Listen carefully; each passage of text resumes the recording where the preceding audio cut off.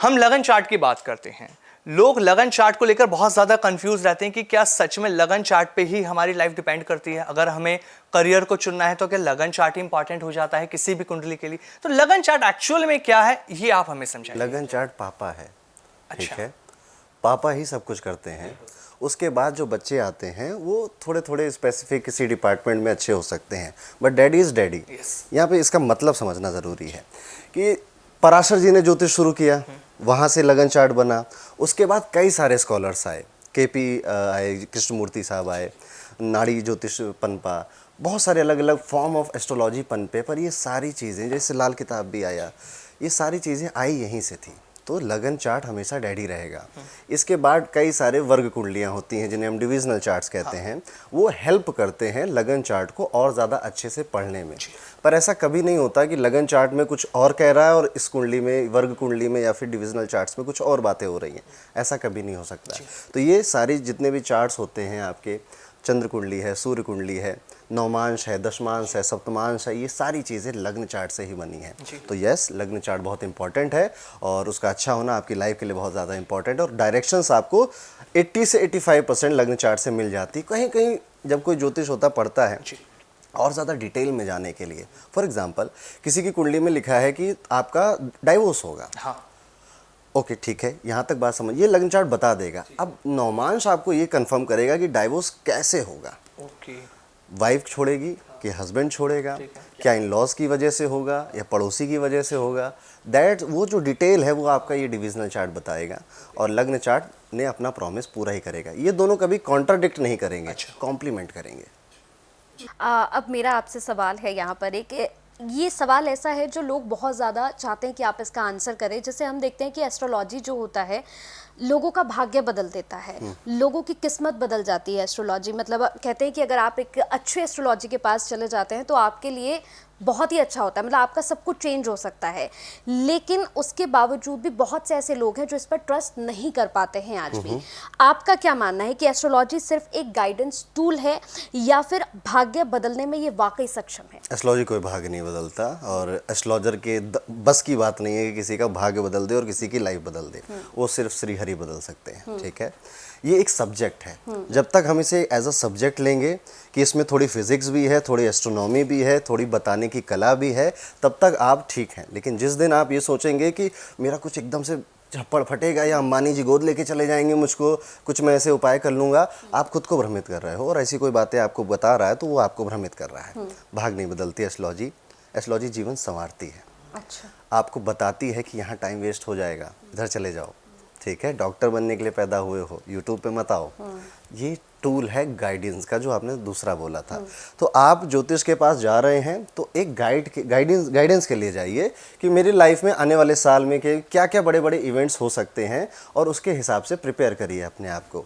अभी कल की बात है, एक लेडी आई थी, उन्होंने कहा था कि आप बताइए कि 2025 मेरा कैसा जाएगा।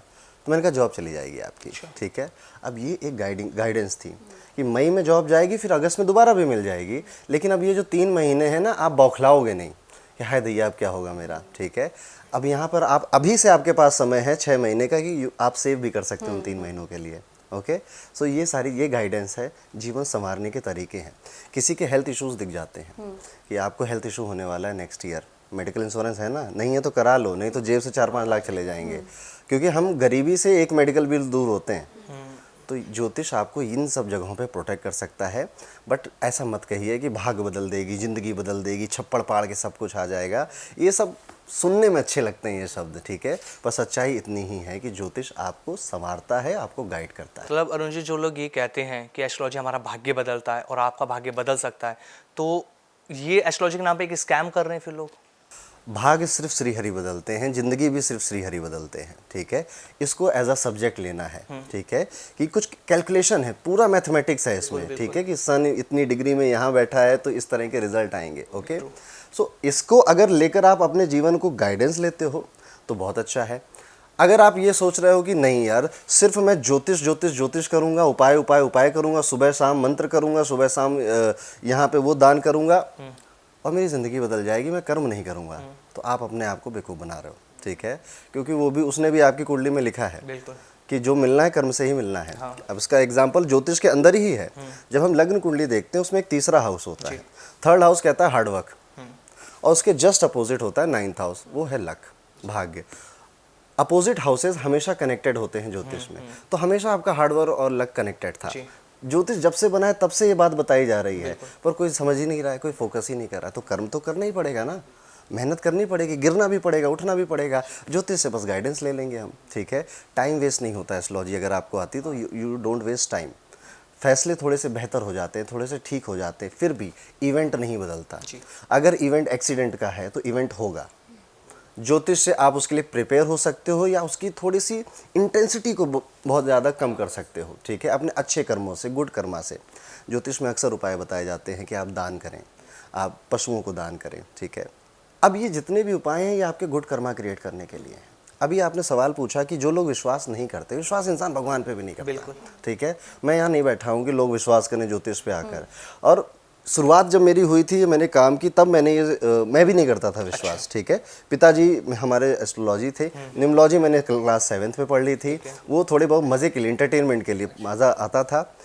लेकिन जिस दिन इस सब्जेक्ट में घुसने की कोशिश करी तब जादू हो गया, मैजिक। अच्छा, ये सब्जेक्ट आपके 9 ग्रह आपका एक एक घंटा रूल करते हैं, आप डिनाई नहीं कर सकते ये बात। जिस दिन आप पढ़ेंगे कि प्रश्न कुंडली क्या होती है, जिस दिन आप पढ़ेंगे कि होरा क्या होता है, तब आप एक एक घंटे, एक होरा एक होता है जिनको नहीं पता कि आपके पूरे 24 घंटों में एक एक घंटा अलग अलग प्लैनेट्स रूल करते हैं। हमने अभी हमारी क्लासेस चलती हैं कल गुरुकुल में, उसमें कहा कि ये प्लैनेट आपके 11th हाउस का लॉर्ड है, इसमें आप शेयर मार्केट की ट्रेडिंग करिए। एक हमने वो किया एक्सपेरिमेंट, लोगों ने किया, और आप बिलीव नहीं करोगे जितने लोगों ने ट्राई किया उन्होंने कहा जब हम अपने 11th हाउस लॉर्ड के होरा में ट्रेडिंग करते हैं तो प्रॉफिट ज़्यादा होता है, और किसी प्लैनेट के होरा में करते हैं तो उतना प्रॉफिट हमें नहीं होता है। तो every planet rules your each hour, एक एक घंटा रूल करता है आपका। तो ये तो ऐसा सब्जेक्ट है जिसको सब आना चाहिए। दैट इज़ वाई हमने अपने यूट्यूब पे सिर्फ पढ़ाया है जी। उपाय नहीं बांटे हैं, उपाय नहीं बटोरे हैं, ठीक है। वो आप YouTube कर लो कि इसके लिए क्या उपाय है, वो क्या क्या उपाय बताते हैं लोग, ये कच्चे कच्चे बांध कर उधर फेंक दो, ठीक है, तो रिलेशनशिप में ये हो जाएगा, चावल की डिबिया रख लो तो ऐसा पैसा बरसेगा। नहीं, ऐसा नहीं होता, ठीक है। कर्म आपको करना पड़ेगा, भगवान ने दिमाग दिया है आपको, वो भी करना पड़ेगा, ठीक है। इवेंट नहीं बदले जाएंगे, गाइडेंस मिलेगी, जीवन संवरेगा, इतना ही सत्य है। अब क्या होता है ना कि ये सब सुनकर ना थोड़ा सा कमज़ोर फील होता है, ठीक है। दैट इज़ वाई लोग विश्वास नहीं करना चाहते इस पर आप चाहे विश्वास करो या ना करो, सच यही रहने वाला है। जिसको नहीं मानना है बहुत अच्छी बात है, मत मानो, कोई ज़रूरत नहीं है मानने की। आप अपने कर्म पे मान रहे हो ना, उसमें मानते जाओ। दुनिया में कितने लोग नहीं मानते, ज़िंदगी उनकी भी चल रही है, आप मानोगे। देखिए इंसान मानता कब है, जब एक्सपीरियंस उसका अच्छा होता है। कई लोग आते कहते पंडित जी सिर्फ अच्छी बात बताना, कुछ बुरा हो तो मत बताना।